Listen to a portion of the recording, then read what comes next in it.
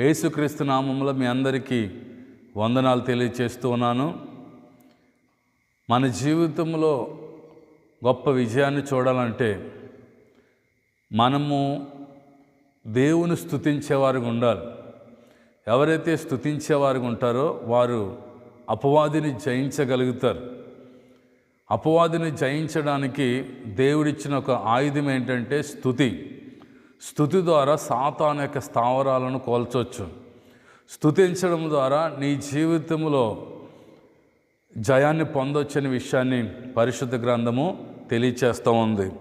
కాబట్టి దేవునికి కృతజ్ఞతాస్తుతులు చెల్లించడం, దేవునికి స్తుతియాగము చెల్లించడం అనేది అతి శ్రేష్టమైనటువంటి కార్యము. విశ్వాసి జీవితంలో ఆశీర్వదించబడాలన్నా, జయ జీవితం కావాలన్నా నువ్వు ఖచ్చితంగా నీ నోటన కృతజ్ఞతాస్తుతులు ఉండాలి. ప్రార్థన రెండోది స్తుతి, ప్రార్థన రెండోది కీర్తనలతో ప్రభువుకి కృతజ్ఞతాస్తుతులు చెల్లించినప్పుడు దేవుడు చాలా కార్యాలు జరిగిస్తాడు. పౌలు జీవితంలో చూసినట్లయితే అపోస్తలుల కార్యములు 16వ అధ్యాయము 23లో చూస్తే వారు చాలా దెబ్బలు కొట్టి వారిని చెరసాలలో వేసి భద్రముగా కనిపెట్టవలనని చెరసాల నాయకునికి ఆజ్ఞాపించారు. పౌలు శీలను క్రీస్తు కొరకు వాళ్ళ దెబ్బలు తిన్నారని, క్రీస్తు కొరకు కొట్టబడ్డారు, క్రీస్తు కొరకు గాయపరచబడ్డారు, క్రీస్తు కొరకు చెరసాలలో బంధించబడ్డారు. అలాంటి పరిస్థితిలో వారు చేసింది ఏంటో తెలుసా అండి? ప్రభువా మమ్మల్ని విడిపించండి, ప్రభువా నీ సేవ చేస్తున్నాను కదా, నీ సువార్తను ప్రకటిస్తే ఈ సంఖ్యలేంటి ప్రభువా, నీ యొక్క సువార్తను ప్రకటిస్తూ ఉండగా ఈ దెబ్బలేంటి ప్రభువా అని పౌలు శీల ఎంత మాత్రమో దేవుణ్ణి ప్రశ్నించకుండగా ఆ మధ్యరాత్రి పౌలు శీల ఏం చేస్తున్నారు తెలుసా?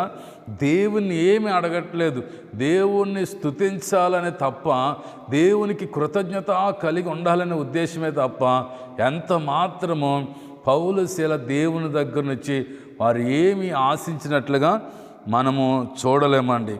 చాలాసార్లు మనమైతే స్తుతిస్తాం, దేవుని దగ్గర నుంచి ఏదైనా కావాలనుకోండి మనము ఏం చేస్తాం? ప్రార్థన చేస్తాము, రెండోది స్తుతిస్తూ ఉంటాం, దేవుడు ఏదైనా సహాయం చేస్తాడేమని. మనుషులను చూడండి, లోకస్తులను చూస్తే ఏ వ్యక్తి దగ్గరికైనా వెళ్ళి ఏదైనా అవసరం ఉన్నప్పుడు వారిని పొగుడుతూ ఉంటారు, వారిని గొప్ప చేస్తూ ఉంటారు, వారి దగ్గర ఎంతో విధేయత వినయము చూపించి చివరికి అయ్యా నాకు ఇది అవసరం ఉందా అని చెప్పి వారికి చెప్తారు. ఎందుకంటే మనుషులు ఏదైనా ఆశించినప్పుడు మాత్రమే ఇతరులను పొగుడుతారు, ఇతరులను గణపరుస్తారు, వారి దగ్గర తగ్గించుకుంటారు. క్రైస్తవ జీవితం అనేది మనము దేవునితో అనుదినము సహవాసము కలిగి ఉండి నిత్య జీవము పొందేంత వరకు, నిత్య జీవములో ప్రవేశించేంత వరకు కూడా మనం ఎన్ని శోధనలు వచ్చినా, ఎన్ని శ్రమలు వచ్చినా దేవుని మనము స్తుతించేవారుగా ఉండాలి. పౌలు జీవితంలో అదే చూస్తున్నామండి. అక్కడ రాయబడిన మాట ఏంటంటే 24వ వచనంలో, అతడు అట్టి ఆజ్ఞ పొంది వారిని లోపల చెరసాలలోనికి త్రోసి వారి కాళ్ళకు బొండ వేసి బిగించెను. అయితే మధ్యరాత్రి వేళ పౌలును శీలయు దేవునికి ప్రార్థించుచు కీర్తనలు పాడుచుండిరి, ప్రార్థించుచు కీర్తనలు పాడుచుండిరి. ఎలాంటి పరిస్థితుల్లో తెలుసా? చెరసాలలో బాగా కొట్టబడిన తర్వాత, బాగా చాలా దెబ్బలు తిన్న తర్వాత, వారి పాపం తిండి కూడా లేదు, ఆకలితో ఉన్నారు. కానీ వారు రాత్రి, ఆ మధ్యరాత్రి ఏం చేస్తున్నారు తెలుసా? దేవుని ప్రార్థిస్తూ ఉన్నారు. రెండోది దేవుని ఏం చేస్తున్నారట? కీర్తనలు పాడుచుండిరి. దేవునికి స్తోత్రం కలుగును గాక. ఇది గొప్ప ధన్యత అనుకుంటున్నారు. క్రీస్తు కొరకు ఖైదీ అవ్వడం గొప్ప ధన్యత అనుకుంటున్నాడు పౌలు. క్రీస్తు కొరకు దెబ్బలు తినడం గొప్ప భాగ్యం అనుకున్నాడండి. ఈరోజు మనము దేవుని స్తుతించడానికి ఎన్నో కారణాలు ఉన్నాయి. అనుదినం ఆయన పోషిస్తున్నాడు, అనుదినం ఆయన మనల్ని కాపాడుతున్నాడు, అనుదినం ఆయన మనల్ని భద్రపరుస్తున్నాడు. ఎన్నో కోట్ల కొలదిగా ఆయనకు మనం స్తుతించవలసిన వారేమన్నా ఆయన చేసిన కార్యాలను బట్టి. కానీ పౌలు శీలల జీవితంలో చూస్తే వారు కొట్టబడి, బంధించబడి, మరి బొండలో బిగించబడినటువంటి పరిస్థితిలో వారు ఏం చేస్తున్నారు తెలుసా? ప్రార్థించుచు కీర్తనలు పాడుచుండిరి. నిజముగా వారు విడుదల కావాలని కోరుకోలేదు, నిజముగా వారికి ఈ సంఖ్యల నుంచి బయటికి రావాలని అనుకోవట్లేదు. కానీ కేవలం స్తుతించడం ద్వారా, కేవలం ప్రార్థించడం ద్వారా, స్తుతిలో ఉన్న శక్తి ఏంటంటే అపవాది పారిపోతాడండి. అపవాది పారిపోతాడు. మనం ఎప్పుడైతే స్తుతించడం ప్రారంభిస్తామో అది సనుగుడు.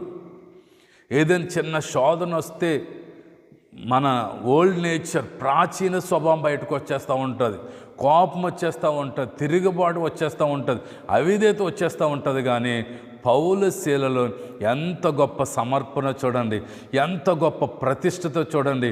అంత భయంకరంగా బాగా కొట్టబడిన తర్వాత, చాలా దెబ్బలు తిన్న తర్వాత, వారి బొండలో వేసి బిగించిన తర్వాత, చెరసాలలో వేసి మరి వారిని బంధించినప్పటికీ కూడా వారు కృతజ్ఞత కలిగిన వారిగా, ఇది గొప్ప ధన్యత, క్రీస్తు కొరకు శ్రమపడేట గొప్ప భాగ్యమని ఎంచుకున్నాడట. ఏం చేస్తున్నాడు చెప్పండి? దేవునికి ప్రార్థించుచు కీర్తనలు పాడుచు ఉండగా జరిగిన అద్భుతం ఏంటంటే, ఖైదీలు వినుచుండరట. అప్పుడు అక్కడ అకస్మాత్తుగా మహాభూకంపము కలిగెను. దేవునికి మహిమ కలుగను గాక. భూకంపము కలిగిందటండి. ఎంత గొప్ప విషయమో చూడండి. కేవలం వారు దేవునికి ప్రార్థించుచు కీర్తనలు పాడుచు ఉండగా మహాభూకంపం కలిగినట. చెరసాలన్నీ కూడా తెరుచుకున్నట. చెరసాలు పునాదులు అదిరెను. వెంటనే తలుపులన్నీ తెరుచుకును. అందరి బంధకములు ఊడెను. అందరి బంధకములు స్తుతించడం వల్ల, దేవునికి ప్రార్థించడం వల్ల నీ బంధకాలు మాత్రమే కాదు, నీ చెర మాత్రమే కాదు, నీ చుట్టూ ఉన్న ప్రజల యొక్క బంధకాలు, వారి యొక్క చెర కూడా తెగిపోతుంది. దేవునికి స్తోత్రం కలుగును గాక. సహోదరుడు, మనం ఎందుకు స్తుతించాలి, మనం ఎందుకు దేవునికి ప్రార్థించాలంటే, కీర్తనల గ్రంథము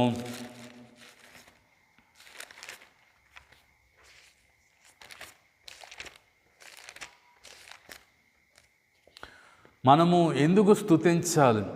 మనము స్తుతించవలసిన వారము, మనం ఆయన గణపరచవలసిన వారము, ఆయనకు ప్రార్థించవలసిన వారము, ఆయనను పాటలతో, కృతజ్ఞత స్తుతులతో ప్రభువుని గణపరచవలసిన నీవు నేను మనము చాలాసార్లు భూ సంబంధమైన వాటి కొరకు, శరీర సంబంధమైన వాటి కొరకు ఆయన ఏం చేస్తున్నాం తెలుసు, మనం గాయపరుస్తూ ఉన్నాం.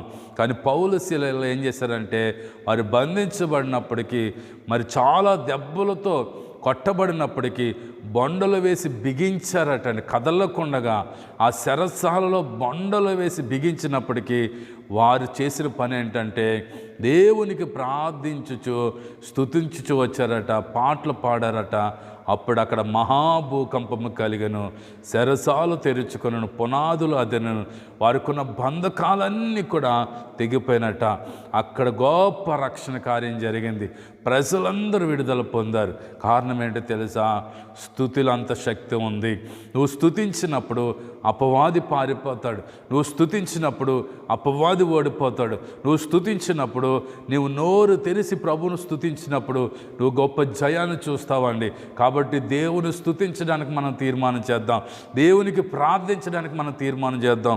కీర్తనకారుడైన దావీదు అంటాడు కదా, కీర్తన గ్రంథం 50వ అధ్యాయము 23లో చూస్తే, స్తుతి యాగము అర్పించేవాడు నన్ను మహిమపరచుచున్నాడు. మనము దేవుని మహిమ కొరకు మాత్రమే.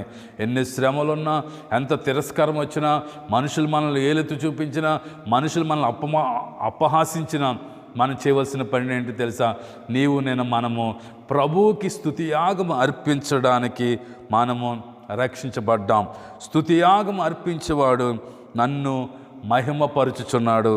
నేను వానికి దేవుని రక్షణ కనపరుచున్నట్లు వాడి మార్గమును సిద్ధపరుచుకును. పౌలు శీలలో దేవుని స్తుతించారు, వారి మార్గం సరళం చేయబడ్డది. పౌలు శీలలు ప్రభుని స్తుతించారు, అనేకులకు రక్షణ మార్గం కనపరచబడ్డది. ఇంకా అందులోనూ చూసినట్లయితే, దేవునికి స్తుతియాగము చేయము, మహోన్నతుడికి నీ మొక్కుబడులు చెల్లించుము. దేవునికి స్తుతి యాగము చేసేవారుగా ఉండాలి.